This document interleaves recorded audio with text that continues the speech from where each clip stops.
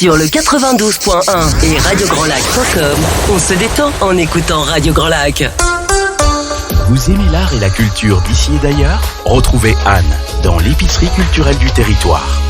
Bonjour à tous et bienvenue dans l'épicerie culturelle du territoire. Nous sommes ensemble en direct pendant 1 heure et nous allons parler cinéma. Cinéma pour notre deuxième édition, puisque la semaine dernière, il y a 15 jours, nous avons déjà abordé le sujet. Avec ce cinéma qui raconte des histoires, qu'il soit film d'auteur, film documentaire, court-métrage, fiction, il nous raconte des histoires. Cette fois-ci, nous allons plus vivre côté festival. Alors qu'ils croisent le destin d'une palme, d'un César, d'un Escar ou d'un chat, les films nous font vivre tout un festival, que ce soit à Cannes, Los Angeles ou Aix-les-Bains. Ce sont des festivals, pour ne pas faire une répétition, d'émotions, d'aventures et de rencontres. Aujourd'hui, nous allons nous faufiler dans les coulisses et découvrir le chemin que nous fait parcourir le cinéma, alors que nous soyons réalisateurs, simples spectateurs, artistes, journalistes, critiques de films, organisateurs de festivals, cinéphiles, que dis-je, le cinéma nous donne tous à vivre de belles histoires, des histoires fortes. Alors avec moi dans le studio, 4 invités qui vont nous partager un peu de leur aventure cinématographique, leur chemin avec le cinéma, et un autre invité au téléphone. Alors Gaetano Nakarato, bonjour Gaetano, pardon. Bonjour. Vous êtes réalisateur, scénariste, monteur, acteur, et vous êtes l'auteur et réalisateur du court-métrage à grand succès Farmer The Way of Life. On en parlera tout à l'heure. Valérie Tuillier, vous nous avez vivre une semaine de folie à Aix-les-Bains, mais je dis bien de folie. Merci, un grand merci, puisque vous êtes la cofondatrice et présidente du festival du cinéma français à Aix-les-Bains. Oui. Bonjour Valérie. Bonjour Anne, bonjour à tous. Je pense qu'il y a beaucoup de choses aussi à raconter. J'ai un tout petit peu vécu, en tout cas, ce festival, et vraiment, j'ai vu que des gens enchantés, remplis de joie et de convivialité. Merci Valérie aussi d'être là. Lélolus, vous êtes artiste, peintre, sculptrice. Vous êtes aussi l'auteur. Vous êtes l'auteur du chat que l'on surnomme le Lélocat, donc le prix du festival du cinéma français d'Aix-les-Bains. Bonjour Lélolus. Bonjour à tous. Merci d'être là aussi. Kevin Faure, cinéphile et chroniqueur de 120 minutes actu sur Radio Grand Lac. Vous avez été présent tout au long du festival de Cannes et comme le dit Sandra Beau, notre présidente de Radio Grand Lac, vous êtes notre reporter terrain sur la Croisette. Vous avez vécu là-bas tout le long du festival. Bonjour Kevin. Bonjour à tous. Merci de l'invitation. Et enfin, au téléphone, Eric Libio. Bonjour Eric. Bonjour. Vous faites partie du comité de sélection des films français à Cannes. Vous êtes journaliste à Lire, chroniqueur à France Inter, anciennement rédacteur en chef à l'Express jusqu'en 2019. Et vous êtes aussi l'auteur d'un dernier livre qui est encore en lien dans le cinéma, qui s'intitule Clint et moi. Bonjour. Oui, c'est ça. Bonjour. Bonjour. Merci vraiment à tous d'être là. Et pour rentrer dans le vif du sujet de cette émission consacrée au cinéma, je vous propose de partir en musique avec Benabar, avec Les Couleurs. On l'écoute tout de suite. Vous aimez l'art et la culture d'ici et d'ailleurs ? Retrouvez Anne dans l'épicerie culturelle du territoire. Merci de nous suivre. Nous sommes en direct sur Radio Grand Lac dans l'épicerie culturelle du territoire.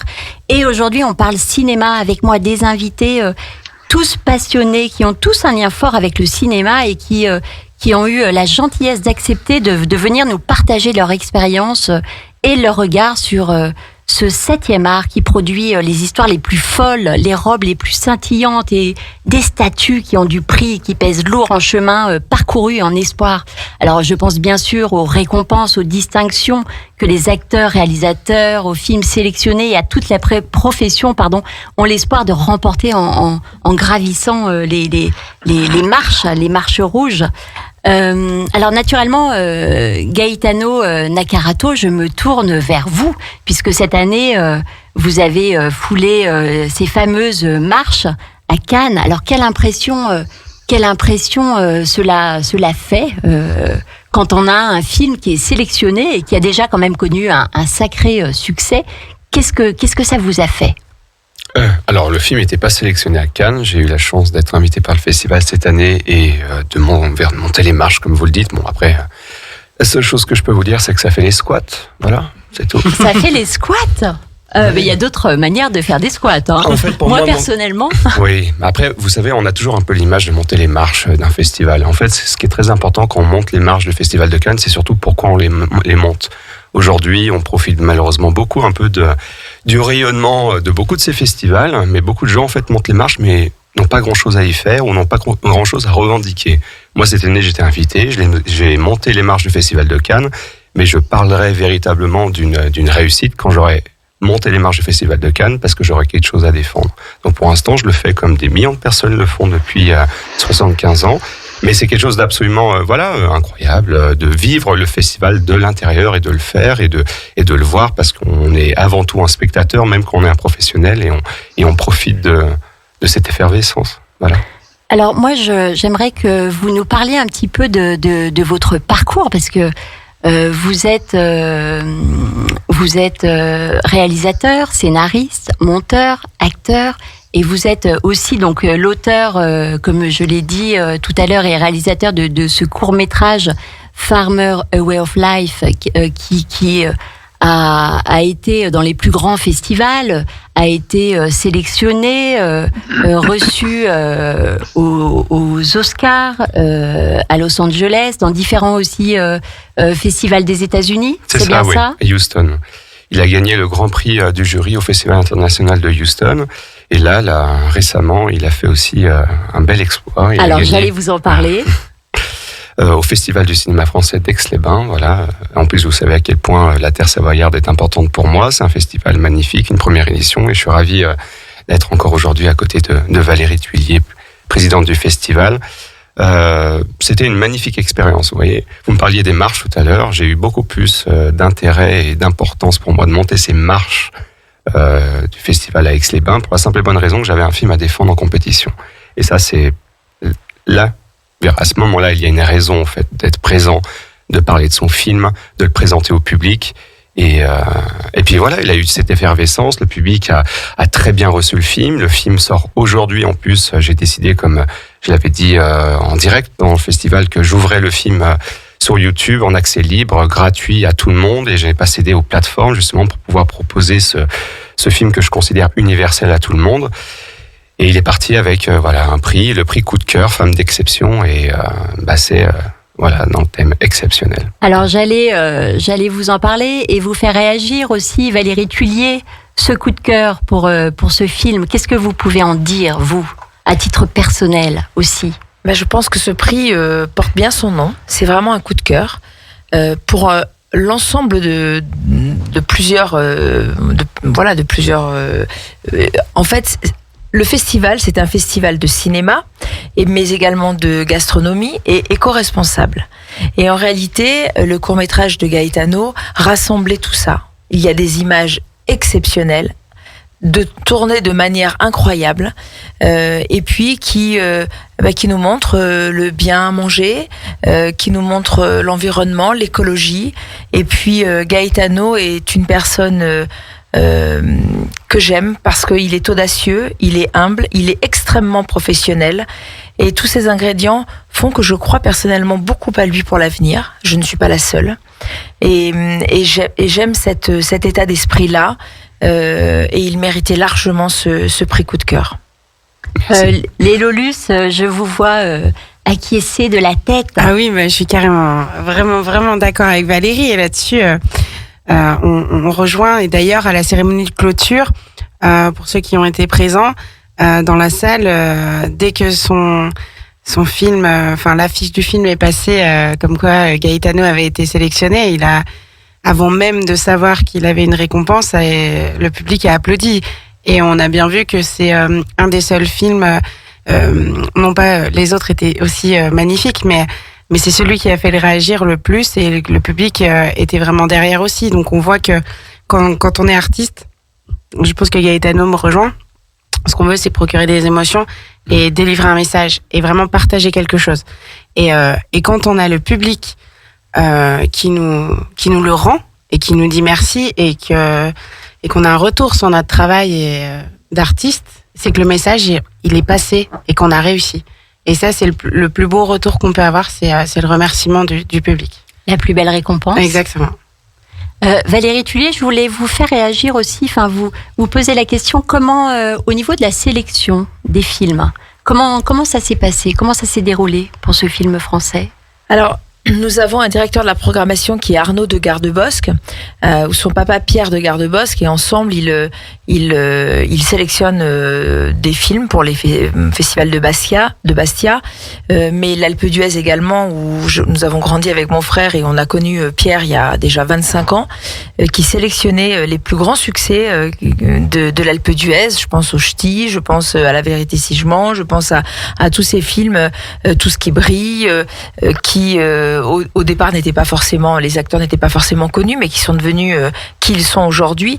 Et ce festival, lorsque nous avons eu l'idée de ce festival, enfin ça fait très longtemps qu'on y pense, mais lorsqu'on l'a mis en œuvre il y a 2 ans, nous avons immédiatement appelé Pierre, qui prend sa retraite mais qui est là avec nous parce que c'est un ami, et Arnaud qui est dans le cinéma depuis 25 ans et qui tous les deux nous ont dit on part avec vous parce qu'on se connaît très bien, et ce festival, cette convivialité, ce plaisir, ce partage, on ne pouvait le créer seulement avec des gens qui sont à la fois passionnés, mais nos amis en fait, nos amis avec qui on travaille en toute confiance et qui ont, je dirais, ce mot peut-être parfois est un peu galvaudé, mais les mêmes valeurs que nous. Voilà. Alors, est-ce que c'est lié au fait que ce soit Aix-les-Bains, une région, peut-être une proximité? Alors, Éric Libio, je me tourne aussi vers vous. Vous faites partie donc oui. du comité de sélection des films français à Cannes.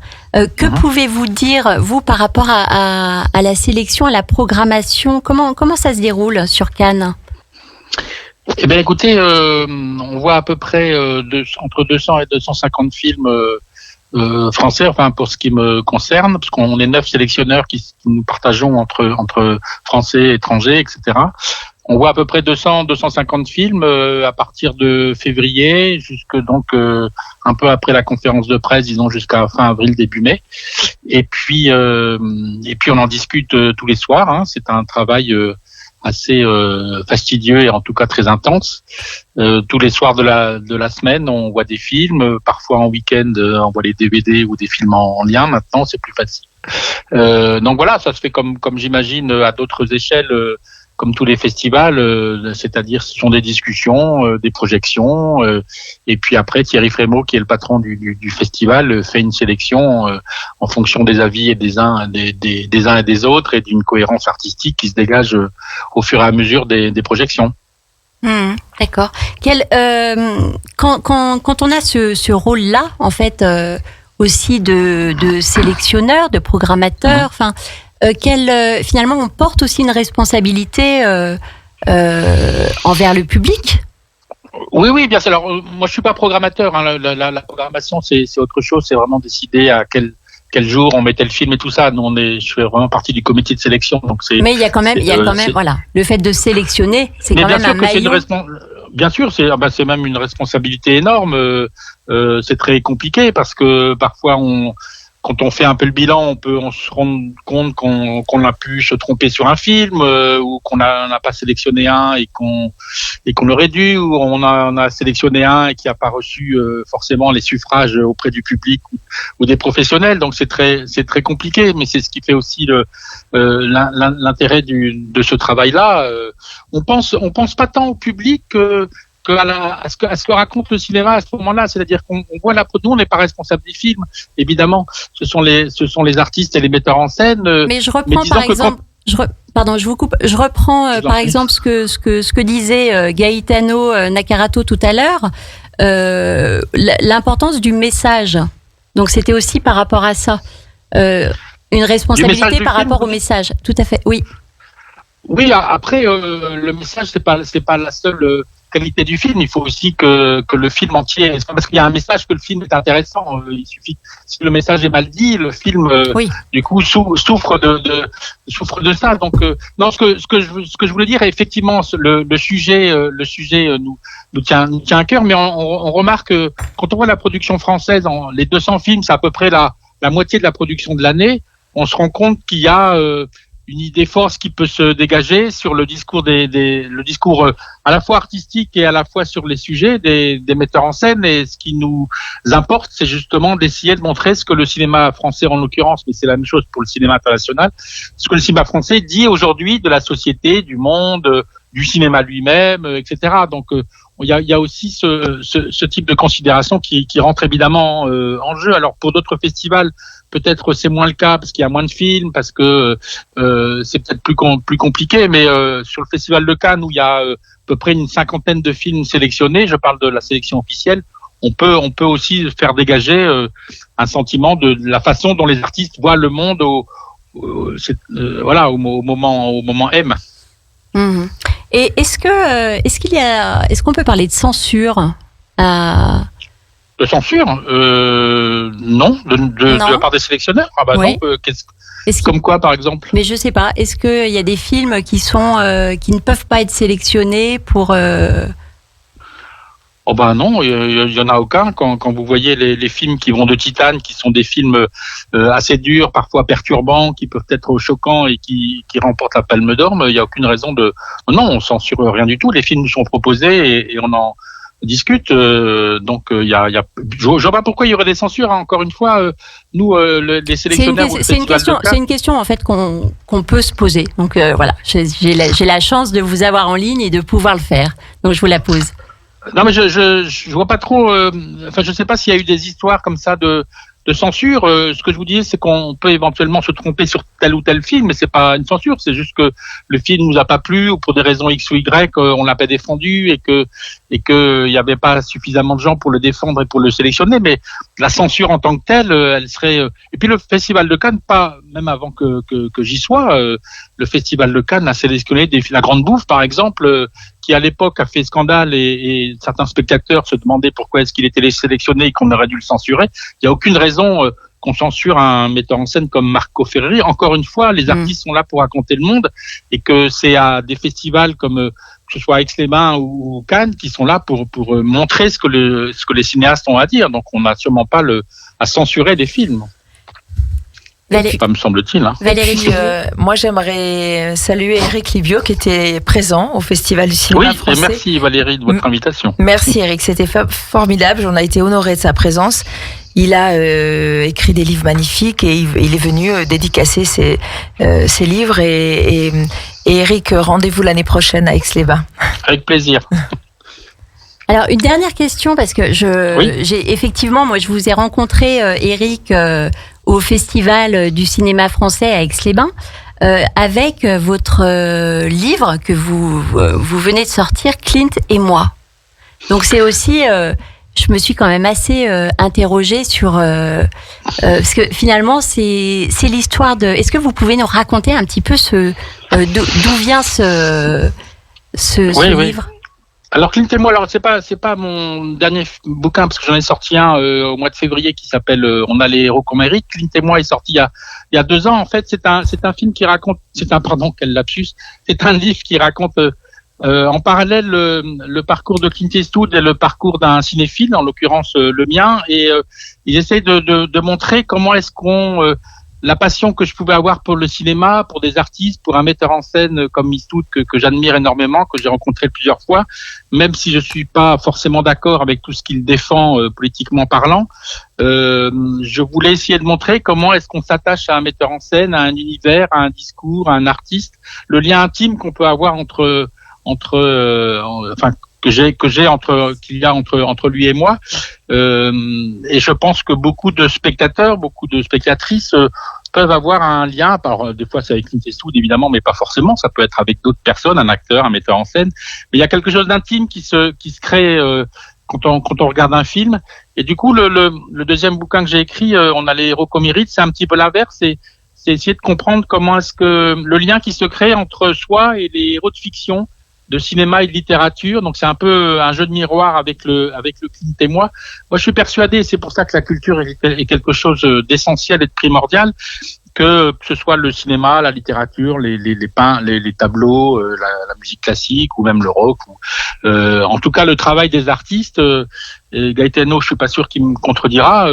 Eh bien, il y a une relation très très personnelle, très intime, et qui fait voir le monde différemment. On a nos propres idées et tout d'un coup, on est confronté à la vision d'un artiste qui nous montre le monde autrement. Et c'est ce lien qui se crée entre l'un et l'autre qui me semble absolument passionnant et indispensable pour avancer dans le monde, quoi. L'altérité qu'on doit et la tolérance qu'on doit mettre en avant, elle se crée aussi avec le lien qu'on peut avoir avec une œuvre artistique. Pardon, j'étais un peu long, hein, excusez-moi. Non, très bien, c'est passionnant, c'est passionnant. Voilà. Kevin, donc vous êtes cinéphile, et vous avez vu combien de films à Cannes ? 27 ? 27, ouais. 27 films. Donc quelle vision en fait il s'en est dégagé de l'ensemble de ces films ? Déjà, est-ce qu'on peut dire, quand on regarde 27 films en durée restreinte ? En 10 jours, oui. En 10 jours. Qu'est-ce qui se dégage ? Est-ce qu'on a un lien fort avec les personnages ? Est-ce qu'on devient schizophrène ? On fait du dédoublement de personnalité ? Je ne sais pas, qu'est-ce qui se passe ? Il y a tout d'abord un petit sentiment de fatigue quand même sur la fin du festival, il faut le reconnaître. Mais il y a tout d'abord, je dirais, un sentiment de découverte totale, parce que généralement les films qui sont diffusés à Cannes sont des films dont on a peu entendu parler auparavant, et donc on arrive vraiment dans la salle, on ne sait pas ce qu'on va voir véritablement, et on a du coup un sentiment de découverte totale pendant tout le film. Alors, des fois en bien, des fois en mal, mais sur 27 films vus, il y en a finalement que 5 qui m'ont vraiment déplu ou que j'ai trouvé moyens, donc je pense que on peut féliciter donc la sélection qui était assez bonne cette année. On a plein de films variés, on a quand même des films très pointus, comme je dirais Ian de ce réalisateur polonais dont j'ai perdu le nom, mais avec Isabelle Huppert qui donc suit le parcours d'un âne pendant 1h30. Voilà, donc c'est un peu particulier, mais le film était excellent. Et puis on a à côté Skolimowski, ça s'appelait Jerzy Skolimowski. Merci beaucoup. Et on a aussi à côté, bien sûr, en hors compétition, des grands blockbusters comme Top Gun Maverick ou des documentaires peut-être un peu plus populaire en séance de minuit, Moonage Daydream de Brett Morgan, que j'ai personnellement adoré, donc qui est un documentaire sur David Bowie. Et puis au milieu de ça, on a des petits films qui vont sans doute se faire une très grande popularité. Moi, il y en a un qui m'a particulièrement marqué, qui était de la compétition, c'était Close de Lucas Dont, qui est donc un réalisateur belge et qui raconte l'histoire d'une amitié entre deux jeunes collégiens, on va dire à peu près au niveau âge. Cette amitié qui va être marquée par un événement bouleversant, et là, je peux vous l'assurer, la salle entière a pleuré pendant plus d'1h30 dans le film, et ça, c'est à voir le 1er novembre en salle. Donc beaucoup d'émotions. Vous étiez Valérie Tullier aussi à Cannes, oui. Gaetano aussi. Est-ce que vous avez vu des choses ? Qu'est-ce que vous pouvez nous dire aussi de votre point de vue ? Alors, moi j'ai été invitée par France Télévisions et Maychen Chalet, qui nous a permis d'avoir des documentaires magnifiques au Festival du cinéma français, ici à Aix-les-Bains. Des documentaires dédiés aux légendes du cinéma français, c'était magnifique, avec Lino Ventura, avec Robert Hossein, avec des tas de personnes qui ont fait ce qui est le cinéma français, et cette transmission pour moi était extrêmement importante, et j'ai connu Maychen grâce à Gérard Camille, qui organise les rencontres cinématographiques en novembre à Cannes, qui est un rendez-vous magnifique parce qu'on se connaît, et cet échange-là, c'est tout ce que j'aime. Et donc pour revenir à Cannes, effectivement j'ai été invitée par Maychen et France Télévisions. Et donc j'ai vécu la montée des marches, j'ai vu Gaetano, on était au même moment à Cannes, et puis j'ai fait des rencontres magnifiques. Pas eu le temps de voir beaucoup de films parce que j'ai ne pu rester que 2 jours à cause de l'organisation du festival ici à Aix-les-Bains, mais j'ai rencontré beaucoup de personnes et cet échange-là est toujours pour moi magique. Alors Gaetano, quelle est la source aussi d'inspiration ? Quand vous regardez d'autres film aussi, quand on est auteur, réalisateur. De quelle manière en fait vous les appréhendez? Est-ce que vous êtes finalement spectateur, j'allais dire neutre, ou alors vous êtes beaucoup plus, vous avez un regard plus pointilleux, voilà, sur peut-être une façon de tourner. Est-ce que ça vous donne des idées? Est-ce que c'est inspirant? Quel est mon approche quand je regarde un film? Tout d'abord, je regarde comme un spectateur. Je suis avant tout un passionné, donc je vais pas commencer à. Puis après, vous savez, dire qu'un film il est bon ou il est pas bon, en fait, il n'y a pas de bon ou de mauvais film. En fait, c'est une question de goût et de couleur. Donc en fait, quand j'entends celui-là il m'a plu, s'il m'a pas plu, ça j'aime ce genre de discours. Par contre, dire ça j'aime pas, ça c'est nul, ou ça c'est vraiment un mauvais film, on peut pas savoir. Ça va plaire à certains, ça va déplaire à d'autres. Et le parcours pour la fabrication d'un film est tellement difficile en fait que je ne serai pas une personne qui va commencer à juger en fait les qualités ou non d'un film. Je vais simplement dire est-ce qu'il m'a touché moi à titre personnel par rapport à un parcours ou par rapport simplement à une émotion sur le moment. Mais puis on apprend énormément aussi d'un film qu'on considère mauvais ou pas à notre goût, comme on dit. Moi ça va justement nous inspirer.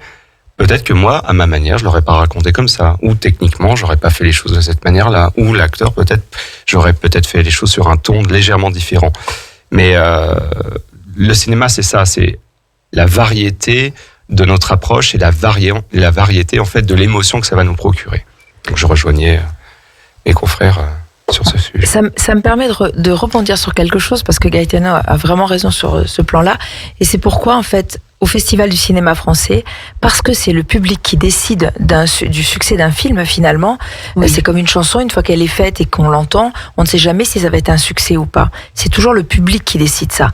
Et c'est pour ça en fait qu'ici au festival, nous n'avons pas de jury. Nous avons eu un magnifique parrain, François Berléand, qui nous a dit qu'il voulait être parrain à vie, mais Laurent Gérard nous a dit que lui voulait être parrain l'année prochaine. Mais il peut y avoir plusieurs parrains. Mais on va avoir ce parrain d'honneur qui nous a fait l'immense honneur, bonheur, amitié d'être là, et ça sera le parrain d'honneur à vie, ça c'est sûr. Mais nous aurons chaque fois, je pense que l'année prochaine, on aura à la fois une marraine et un parrain aussi en même temps. Et je voulais dire simplement que nous avons décidé, ce qui est unique en France, de ne pas avoir de jury, parce que pour avoir eu plusieurs artistes en ligne je pense à Gérard Jugnot, je pense à Mathilde Seigné, voilà, on a eu plusieurs personnes comme ça qui m'ont dit, mais tu sais, nous, ça nous gêne un peu de juger parce qu'un jour, on pourra être à la place de l'autre personne. Et puis, ça rejoint ce que Gaetano disait à l'instant, c'est que c'est difficile. Et moi, je suis pas dans le jugement non plus. Et donc, c'est pour ça qu'on a essayé de pas faire de jury. Et ça détend tout le monde, en réalité. Et c'est que du bonheur parce que les films, on ne sait pas comment ils sont reçus par certains ou par d'autres. Et l'essentiel, c'est de les projeter, de les montrer, que le public aille le voir en scène, parce que ces émotions-là, elles sont uniques. On a besoin de tout aujourd'hui. On a besoin du streaming, mais on a besoin des salles de cinéma pour les voir. Et ça a été le cas pour les documentaires de MyChaîne. Les gens nous ont dit, nous, on l'a vu sur France 5, on l'a vu mais alors sur un grand écran, c'est magique aussi. Alors François Berléand partageait aussi cet avis de dire, mais alors, on est relax. Oui. On est relax parce que là, on n'est pas jury et c'est le public. Donc lui, c'était quelque chose de très important, en tout cas pour lui. Oui, et puis pour dire la vérité, c'est mon frère qui a eu cette idée, Franck Presti, qui est directeur du festival. Et au début, parce qu'on se concerte bien sûr en équipe, et au début, je ne savais pas si c'était une bonne idée parce que voilà, normalement il y a un jury dans chaque festival. Et puis quand j'ai eu ce que je vous disais tout à l'heure des artistes au téléphone qui m'ont dit mais c'est extraordinaire, on s'est dit allons-y. Et ça a été vraiment repris comme quelque chose de formidable, d'une très belle idée. Gaetano Nakarato, vous voulez dire quelque chose? Oui, je vais en tout cas, d'un point de vue d'un réalisateur, il faut pas oublier avant tout que, et ça c'est Johnny Depp qui le disait encore récemment, c'est que le public c'est l'employeur en fait. Donc si un film peut ne pas plaire tout de suite forcément à la critique et devenir culte par les années parce que le public connaît reconnaît peut-être simplement, s'identifie en fait à un film. Et puis d'un point de vue de réalisateur, en fait, je trouve ça très bien qu'il n'y ait pas de jury pour la simple et bonne raison en fait que ça évite aussi pas mal de conflits d'intérêts qu'on a parfois. Les conflits d'intérêts en fait quand on est dans un jury, c'est simplement que des fois on juge pas la qualité d'un film seulement par rapport à ce qu'il est. On juge parce qu'on va par exemple, je connais le père par exemple du réalisateur et j'ai simplement envie de peut-être de voter pour lui, ou je connais un tel qui a travaillé sur ce film. On peut malheureusement être influencé parce qu'on est avant tout des êtres humains, donc nos émotions vont influencer en fait notre vote et c'est pas forcément quelque chose de négatif. Alors oui, d'être jugé par des professionnels, c'est très bien, mais dans le public, il y a aussi des professionnels. Oui. Et il va y avoir aussi des employeurs qui vont être les gens qui vont aller payer les tickets dans les salles. Et donc forcément, ça réunit simplement un public qui va être beaucoup plus large et des juges qui vont être beaucoup plus larges. Donc en fait, je pense que à travers ce festival du cinéma français d'Aix-les-Bains, le prix a beaucoup plus encore aujourd'hui de mérite que par rapport à d'autres festivals, parce qu'il regroupe simplement des avis et des points de comparaison beaucoup plus larges. Voilà. Et je remercie encore Valérie, le festival. Je t'en prie. Et en fait, c'est vrai que il y a dans le vote du public, il y avait également des professionnels, les acteurs, les actrices, puisqu'en fait, on avait des projections privées chaque matin. Et Laura du cinéma en fait est partenaire Cinéma Victoria et l'Étoile du Lac. Elle est bien sûr partenaire du festival. Et donc on avait des projections privées. Donc on reprenait leur vote et on les mélangeait avec ceux du public. Donc vraiment c'est un vote du public, de professionnels, d'acteurs, d'actrices qui ont fait le public. On n'a pas fait un vote de professionnels, on a mélangé ça et le résultat il est là en fait. Le palmarès est là. Éric Libio, ça pourrait marcher ça à Cannes? Oh non, je crois que la traduction. Moi, je salue la singularité du festival d'Aix-les-Bains. C'est tout à leur honneur d'avoir choisi ce fonctionnement. Mais le festival de Cannes, c'est la tradition d'avoir un jury là pour le coup de professionnels. Un palmarès, on le voit tous les ans, est discuté, rediscuté, critiqué, et c'est très bien comme ça. Après, comme dit Gaetano, c'est le public qui fait son avis. Mais moi, je trouve bien qui est parfois le palmarès et du public et d'un jury de professionnels. Après, c'est à chacun de faire la part des choses, de toute manière. Et moi, j'aime bien. Je suis assez pour un jury de professionnels, moi. Mais je suis surtout pour qu'un festival dessine de sa ligne de conduite. Et si Aix choisit d'être un festival où c'est le public qui décide, moi, je trouve ça formidable. C'est très bien. Ça en fera sa vraie particularité. Exactement. Mais est-ce que vous n'avez pas trouvé qu'il y avait une particularité quand même à Cannes cette année, c'est qu'on a créé des prix supplémentaires et j'ai trouvé qu'il y avait énormément de films ex-aequo. Alors, est-ce qu'il n'y avait pas une difficulté à départager les films ou est-ce qu'il ne faudrait peut-être pas limiter à un seul grand prix ou à 2 ou 3? Qu'est-ce que vous en pensez? Ça de toute manière, il peut y avoir les deux points de vue, c'est-à-dire que si on se dit qu'il y a beaucoup d'ex-aequo, ça veut peut-être dire qu'il y a eu beaucoup de bons films. Ça veut peut-être dire aussi que le jury n'a pas su se décider. Ça veut peut-être dire qu'ils ont fait des concessions. Donc, il y a tous les cas sont dans la nature. On n'a pas rajouté des prix, mais c'est vrai que vous avez raison. Il y avait beaucoup d'ex-aequo. Moi, je suis pas très très fan des ex-aequo. D'ailleurs, maintenant, on peut plus faire des ex-aequo de Palme d'Or et puis on peut plus donner plusieurs prix à un seul film. Et c'est très bien ainsi. Tant qu'il y a un jury, tant qu'il y a un palmarès, autant qu'il soit précis et radical, j'allais dire, un prix par film, ça aurait été très très bien. Après, c'est le jury est souverain, c'est lui qui décide, mais au final, c'est le public qui décidera. Quand il y a des ex-aequo, ça met l'accent sur deux films au lieu d'un, donc on peut aussi trouver que c'est pas si mal. Comme ça, les films sont moins oubliés, mais il y a pas de juste milieu, il y a pas de vérité. Voilà, c'était le palmarès du jury présidé par Vincent Lindon.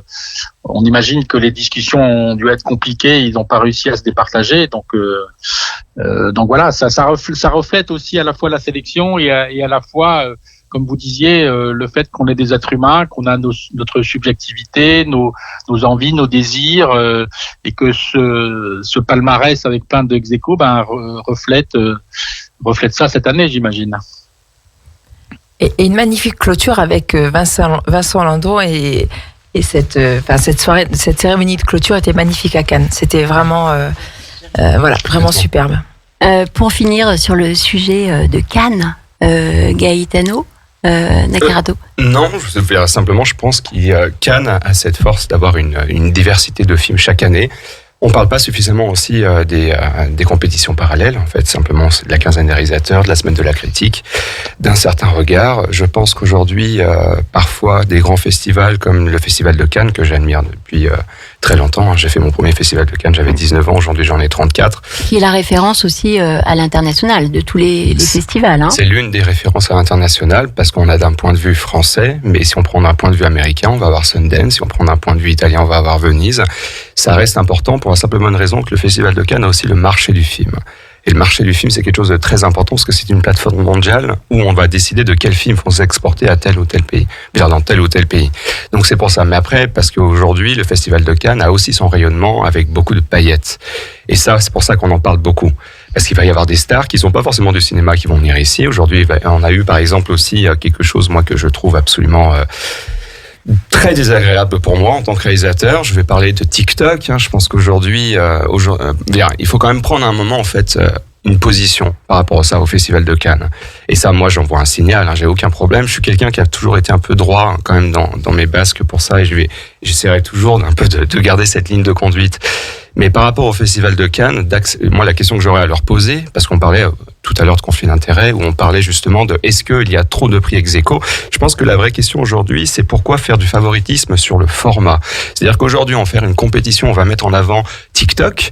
Et TikTok, il faut quand même pas oublier qu'à un moment, le président du jury de TikTok, donc qui remet un prix à Cannes, dans le cadre du Festival de Cannes, c'est labellisé Cannes, est parti par conflit d'intérêts, quand même, pendant le Festival de Cannes. Donc, on me parle pas qu'il n'y a pas de conflit d'intérêts parfois. Mais la question, c'est quand j'entends un discours qui juge aujourd'hui la sortie des films sur des plateformes parce que c'est pas suffisamment noble, alors qu'en fait c'est simplement un moyen de communication auprès d'un public, c'est pas une question de fabrication. Quand on prend une caméra et qu'on fait un film, que ce soit pour une plateforme, pour YouTube, pour le cinéma, c'est la même façon de le faire. Par contre, quand on fait un film pour une TikTok, ça devient noble. Donc je pense qu'aujourd'hui qu'il faut arrêter de montrer du doigt le format de diffusion, qu'il faut simplement mettre en avant les artistes qui soient en parallèle ou en compétition officielle. C'est ce que j'avais à dire pour finir le Festival de Cannes. Et moi, j'aimerais dire quand même qu'au Festival du cinéma français d'Aix-les-Bains, on a vécu un moment unique puisqu'on a décerné l'excellence d'honneur à André Dussolier. Et alors, on va en parler. On va en parler juste après. Oui, on va en parler juste après la pause musicale. Éric Libio, pour conclure, est-ce que vous avez quelque chose à rajouter? Non, je voulais dire que Gaetano a raison de pousser un coup de gueule. De toute manière, il faut toujours pousser des coups de gueule. Moi, je suis toujours pour. Après, non, mais j'en ai deux dans mon émission. Merci. Hein. C'est vrai que c'est bien. Et puis, il faut faire avec le monde qui avance et que y a pas. Alors moi, je juge pas parce que je suis pas du tout partie prenante dans ce que disait Gaetano sur TikTok et tout ça. Moi, ça ne me concerne pas du tout.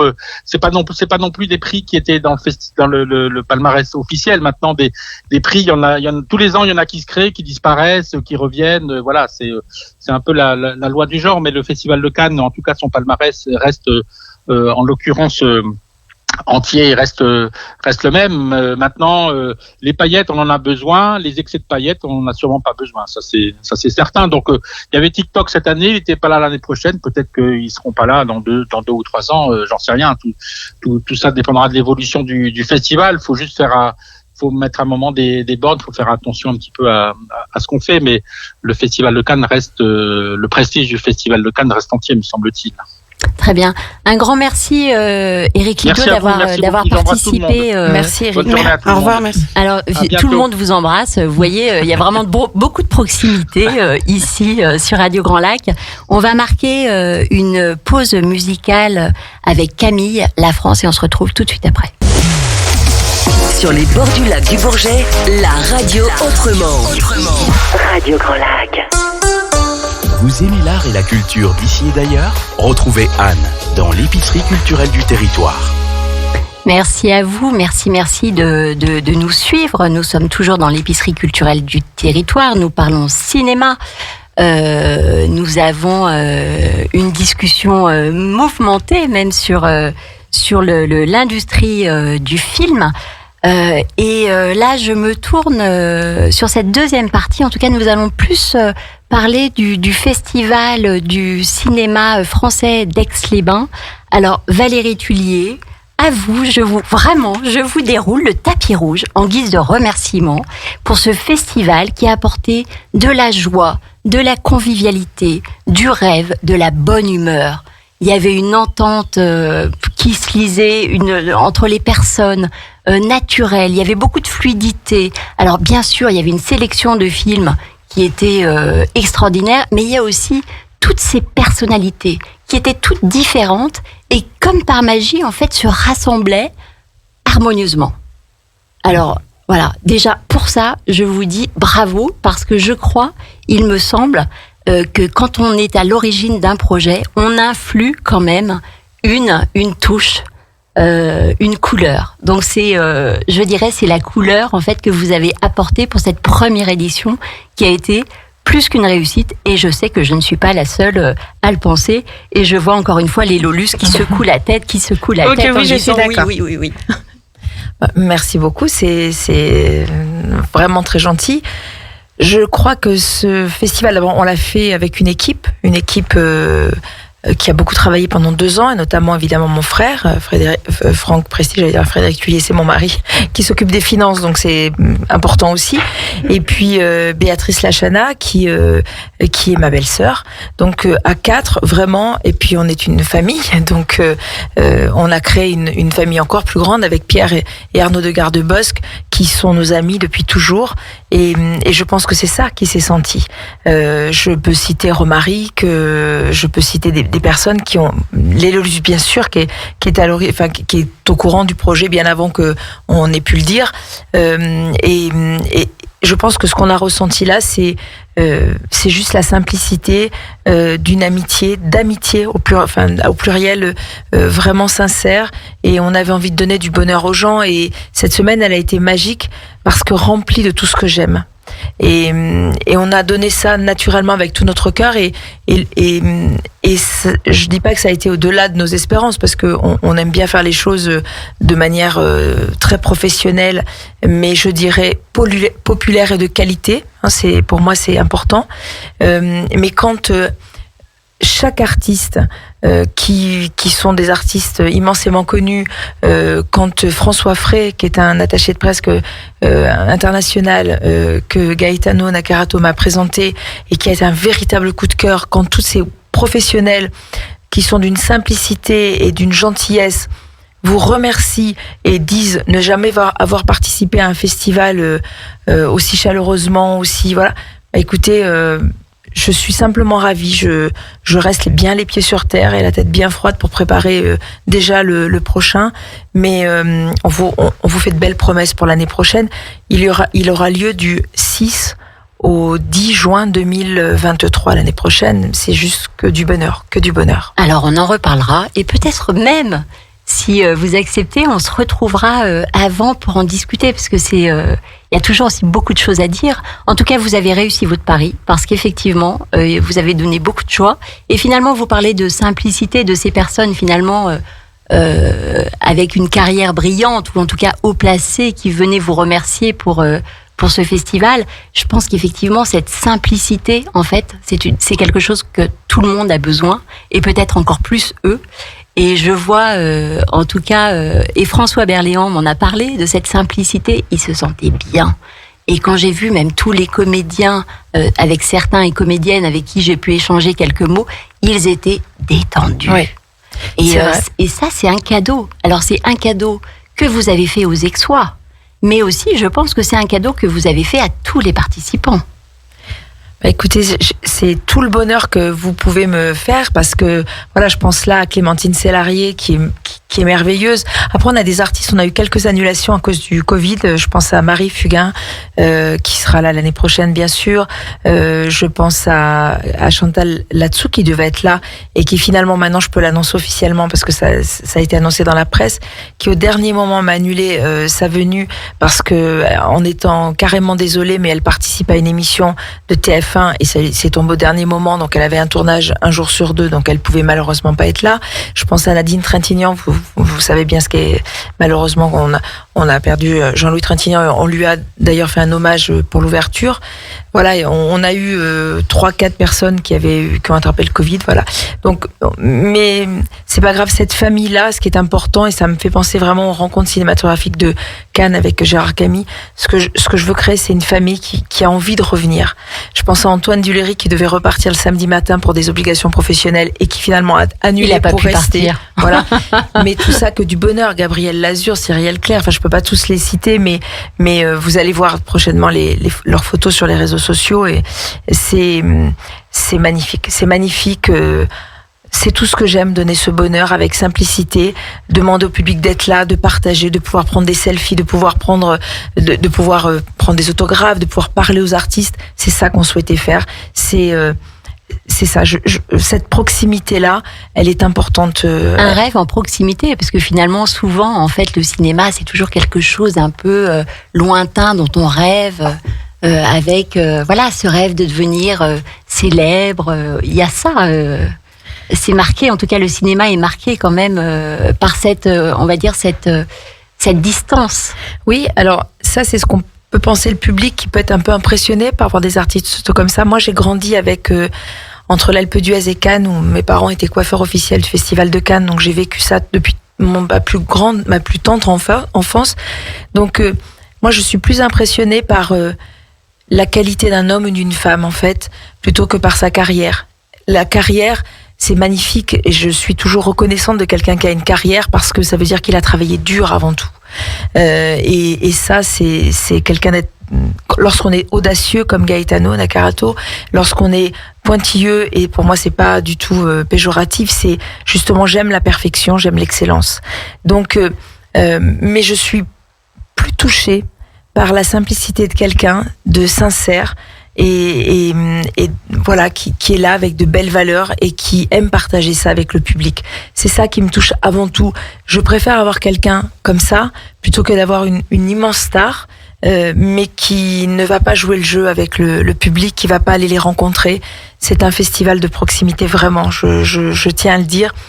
Et tous les artistes qui sont là, qui ont été là et qui seront là l'année prochaine, c'est ça qu'ils viennent chercher, en fait. Et c'est le retour que j'ai eu. Alors, j'ai une question, Valérie, quand même, par rapport à ce festival du cinéma, oui, du cinéma français. Alors, en fait, au début, et je crois, encore une fois, je n'ai pas été la seule, on s'est un petit peu interrogé sur ce cinéma français. À l'heure où on est plutôt quand même à la pluriculturalité, où on est plus dans l'universalité, en fait. Est-ce que vous n'avez pas peur, en fait, que ça puisse aussi avoir un caractère un peu renfermé, je peux le dire comme ça? Moi, je pense tout le contraire, en réalité. Lorsqu'on a décidé de faire ce festival, ça fait très longtemps qu'on y pensait. Hein. Et puis, le Covid est arrivé, on a eu le temps de travailler dessus.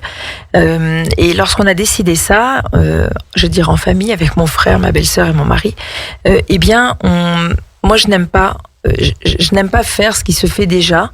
Mais avec humilité, hein, je suis pas en train de... Voilà. Simplement, j'aime bien être complémentaire. J'aime bien qu'on puisse s'apporter mutuellement. Vous voyez, j'ai eu des contacts avec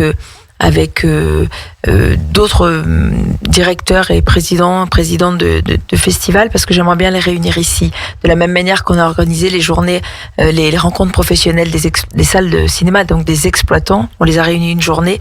Ça, ces rencontres-là, ça m'intéresse. Et donc, j'aimerais bien que réunir à un moment donné tous les présidentes, les présidents, les directeurs, etc. Parce qu'on est tous complémentaires. On a tous besoin des uns des autres. Et encore une fois, c'est basé sur les rencontres. Alors, quand on a décidé de faire ce festival, c'est parce qu'il n'en existait pas, en fait, en France. Il y a Angoulême, fin août, qui est francophone. Mais on a des festivals français à New York, en Israël, à Los Angeles. Enfin, pas New York, d'ailleurs, Los Angeles. Mais on n'en a pas en France. Et donc, eh bien, ici, terre de cinéma, avec la région qui aide financièrement aussi beaucoup de tournages, et ben on s'est dit, mais c'était notre première idée. Puis on a vérifié, effectivement il n'y en avait pas. Donc on s'est dit, ben c'est ça qu'on aime faire, et en réalité c'est un cinéma français, mais on a trouvé de la comédie romantique, on a toutes sortes en fait de cinéma. En tout cas, c'est sûrement une belle récompense, le retour que vous avez aussi pu avoir. Et j'espère que, en tout cas, ce projet de réunir, rassembler, va se faire et je pense se construire au fil du temps, puisqu'il faut aussi, et c'est ce qui est aussi intéressant, quand les choses se construisent avec le temps. Je voulais parler de récompense. Et notamment parler du chat, du Lélocat, fait par Lélolus, artiste du coin. Lélolus, c'est ça? Vous êtes de Saint-Félix? Exactement. Mon atelier est à Saint-Félix, mais moi j'ai vécu de nombreuses années à Aix-les-Bains et j'habite juste à côté d'Aix-les-Bains. Donc je suis d'ici. Voilà. Donc le Lélocat, c'est le nom de ma sculpture, mais le prix que j'ai fait s'appelle l'Excellence. Alors c'est vrai que je suis assez connue sur les Lélocat, mais cette œuvre-là s'appelle bien l'Excellence et c'est le prix justement du Festival du film français. Donc vous avez une renommée, je crois, internationale. Comment ça s'est passé? Comment s'est passée la rencontre en fait avec Valérie? Comment ça s'est passé? On fonctionne au coup de cœur toutes les deux. C'est ça. En fait, on a exactement les mêmes valeurs. En fait, Valérie et moi, on se ressemble beaucoup sur nos valeurs, nos croyances, sur ce qu'on pense être juste, sur le respect, la bienveillance. Et en fait, c'est exactement ce qu'elle a mis dans ce festival. Et forcément, je m'y suis retrouvée, mais à 200%, puisque c'est également les valeurs que je porte. Et du coup, forcément, lorsqu'elle m'a demandé de faire les prix, ça a été un énorme honneur pour moi et bien sûr que j'ai accepté. Et bon, j'ai réfléchi à pas mal de choses que je pouvais faire et c'est vrai que l'emblème concernant mon travail la plus connue, c'était forcément cette sculpture-là. Donc, il y avait un lien. Donc le chat, en fait, c'est quelque chose que vous sculptiez avant. Exactement. Alors, c'est un symbole qui est fort, le chat, notamment en Égypte, où c'est quand même un animal qui est vénéré. C'est ça. On n'a pas le droit de le critiquer. Voilà, il porte aussi la protection, donc c'est le symbole de la protection. Il a aussi je crois, un lien avec la maternité. Comment finalement, quel est votre parcours pour arriver au chat? Est-ce qu'il y a... C'était une évidence pour moi. J'ai toujours adoré les animaux en général. J'aime beaucoup. Voilà, j'étais bénévole à l'ESPA pendant de nombreuses années. Je m'occupais des chats. Et puis, si vous voulez, c'est important pour moi parce que ça symbolise pour moi déjà le chat, c'est l'élégance à l'état pur. Et j'aime beaucoup l'élégance. Ça rassure. Enfin, quand ça va pas, il y a toujours le chat qui vient ronronner à nos côtés et ça nous apaise. Et c'est ce que je voulais aussi partager. Je me dis que voilà, avoir une belle sculpture de chat à nos côtés, ça nous rassure, ça nous fait du bien, c'est prestigieux et j'aime beaucoup ce symbole-là. Alors pour le choix en fait de cette sculpture du chat, vous étiez libre de votre proposition ou alors c'était comme un accord? Comment ça s'est passé? Écoutez, j'ai proposé, j'avais une idée, j'ai proposé ça et c'était fluide, simple. Ça a été toujours oui. Vas-y, et une confiance absolue que Valérie m'a faite et je lui en remercie encore et du coup de toute façon le cinéma, j'aime beaucoup ça, c'est un art aussi très fort. On partage des émotions avec les gens, on fait ça pour le public, on fait pas ça pour nous et c'est tout comme disait Gaetano, c'est quelque chose d'important et du coup forcément on le fait avant tout pour les autres et pour faire plaisir et voilà, ça a été simple. Oui, voilà. Oui, parce que Lélolus me dit, bien sûr, je connaissais son travail. Elle fait des œuvres magnifiques et très colorées, pleines de vie comme elle. Et c'est vrai que elle m'a dit, mais je vais peut-être créer un prix pour le festival. Et je lui dis non. Moi, ce que je veux, c'est toi. En lien avec votre personnalité. Ouais, voilà. C'est beau. C'est beau. Voilà. Et puis, mais vous êtes vraiment une super belle personne. Mais carrément, je suis à 2000%. Il est très lourd. Ouais, il est très lourd. La taille est a été faite pour le festival. Cette taille, je ne l'avais jamais faite, celle-là. Donc là, elle mesure combien? 30 cm exactement. Si on rajoute le socle, on est à 35. Et elle pèse 4 kg d'eau. Ouais. Ah voilà. oui. Ah ouais, il faut quand même la soulever, hein. Ouais. Oui, tu l'as pesé. Je me disais, est-ce que j'ai perdu vraiment du muscle ou est-ce que vraiment c'est lourd? Non, c'est très lourd. Et l'excellence est recouverte de feuilles d'or 23 carats. Exactement. Voilà, donc c'est juste magnifique. C'est de l'or, oui. Ouais, c'est magnifique. Alors, si ce chat pouvait vous parler, vous dire quelque chose, qu'est-ce qu'il vous dirait en lien avec ce que vous êtes? Miaou. Miaou. Super, si j'avais su. Non, mais il nous dirait, j'aimerais bien avoir des petits copains pour l'année prochaine. Exact, avec grand plaisir. Je dis exactement la même chose, hors de la place. Non, mais bien sûr, oui, c'est sublime, c'est ça. Et puis j'ai adoré le faire aussi, parce que je me suis mis des paillettes plein les yeux, pour reprendre l'expression des paillettes, mais vraiment c'était, plus les sculptures avançaient, plus je l'aimais et plus je la trouvais sublime et elle me plaisait vraiment beaucoup et je me suis dit c'est vraiment ça que je voulais en fait. C'est quand on crée quelque chose et que ce soit dans le cinéma, dans l'art, quand on crée quelque chose, on a une idée de ce qu'on veut donner et partager. Et quand on y arrive, c'est une satisfaction mais qui est incroyable et qu'on dit mais vraiment c'est ça que j'ai voulu partager, cette émotion-là, ce ressenti-là. Et quand on arrive à le faire et que les gens nous disent surtout qu'on a réussi à le faire, c'est formidable. C'est une super récompense pour vous aussi. Oui, carrément. Finalement, les récompenses, elles sont dans les deux sens. C'est exactement ça. C'est vraiment ça. Bon, un grand merci, en tout cas, un grand merci à vous d'avoir participé à cette émission. Un dernier mot? J'aimerais remercier tous nos partenaires parce que très important. C'est très important. Je pense à Laurent Cavaillé, à Philippe Germano d'Aix-les-Bains, mais aussi à tous les artisans qui étaient présents dans le village. Voilà, le salon Why Not. Voilà, et puis dans le village du festival, nous avions Terroir Café, Dominique le comptoir Le Thé, la miellerie de Chanaz, Renzo, la brasserie Caco. C'est vrai qu'il y avait du monde. Hein. Voilà. C'était génial. Donc je voudrais remercier vraiment tout le monde. Bien sûr que je vais en oublier forcément. Et puis, on n'oublie pas la gastronomie pendant le festival. Ah oui, alors on n'en a pas assez parlé. Ah ouais, en fait. c'était incroyable. Il faut faire une émission sur la gastronomie. Voilà. Une émission sur les le festival. Partenaires et sur le festival. Et donc, merci à tout le monde, à Marc Vera, au Lamartine, à l'Incomparable, au chef Antoine Sévos-Mami, enfin, tous les chefs qui étaient là, parce que c'était... Aux hébergeurs. Voilà, alors ça aussi, ça en fait un festival d'exception, pour reprendre un terme cher à Valérie Tullier, n'est-ce pas? Eh ben oui, puisque finalement la gastronomie avec le cinéma, ça enrichit de son art, parce que c'est aussi c'est un vrai art. Ça amplifie la convivialité aussi.